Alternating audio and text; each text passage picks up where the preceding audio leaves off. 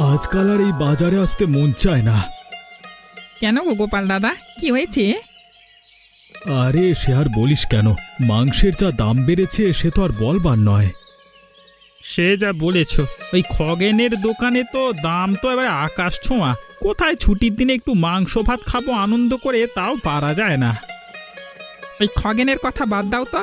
জমিদার বাবুকে খাতির করে চলে কিনা, তাই ওকে জমিদার বাবু নিজের পোলট্রি থাকে, মানে পোলট্রি থেকে মুরগি ওকে দিয়ে দেয়, আর সেগুলি চড়া দামে বিক্রি করতে থাকে মানুষের কাছে।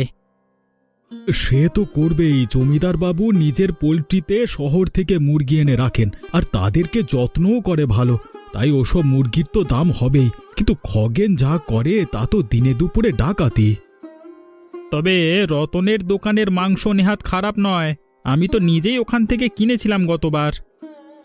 ঠিকই বলেছিস, ওর কাছ থেকেই মাংস নেব এরপর থেকে। আমিও তো বেশ কয়েকজনকে বললাম ওই খগেনের কাছ থেকে মাংস না কিনে রতনের কাছ থেকে কিনে, মানে আমাদেরই লাভ আর ছেলেটারও একটু টাকা পয়সা আয় হবে। হ্যাঁ, তাই জন্যই সাহায্য আর কি। চল তাহলে আজকে রতনের দোকান থেকেই মাংস কিনবো। আর এই খগেনকে উচিত শিক্ষা না দিলে চলছে না, বাজারকে যেন মাথায় করে রেখেছে। আমাদের গ্রাম আর পলাশপুর গ্রামের মানুষ ওর মাংস কেনে, আর হরিপুর গ্রামের লোকেরা কেনে রতনের কাছ থেকে।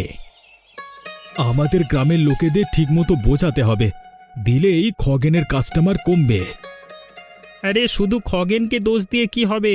ও কি একাই টাকা ভোগ করে নাকি? কিছু অংশ তো ওই জমিদার বাবুকেও দেয় খুশি করবার জন্য। সে আর বলতে, নয়তো সপ্তাহে সপ্তাহে জমিদার বাড়িতে ওরকম আনন্দ অনুষ্ঠান চলে, এমনি এমনি কি সবই ওই 2 নম্বরই পয়সার খেলা। ওগুলোকে সব বন্ধ করতে হবে। আগে চল মাংসটা কিনি গিয়ে। কি রে রতন, ভালো আছিস?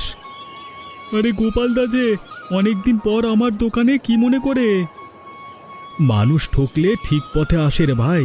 ওই খগেনের দোকানে কিনে কিনে আমরা তো ফকির হতে বসেছি এক প্রকার, তাই এরপর থেকে ঠিক করেছি আমরা তোর দোকান থেকেই মাংস কিনবো। হ্যাঁ একদম, আর আমাদের গ্রামের লোকেদেরও তোর দোকান থেকে মাংস কিনতে বলবো। তোমরা যে আমার কি উপকার করলে তার বলে বোঝাতে পারবো না। তোমাদের জন্যই তো আমরা বেঁচে আছি। বলো কত কিলো দেব? আমাকে 2 কিলো। আমাকে আর রমেশকে 1.5 কিলো করে দে। বেশ বেশ, একটু বসু দিয়ে দিচ্ছি। তা কত করে কিলো নিচ্ছিস তুই? আগে দাদা 220 টাকা। দেখেছো, এই একই মাংস খগেনের দোকানে 300 টাকা। মানা যায়, এই লোকগুলো হয়েছে মাথা মোটা। রতন, তুই ভাবিস না, তুই ঠিকঠাক ভাবে দোকানটা চালিয়ে যা। খদ্দের জোগাড় করবার দায়িত্ব আমাদের।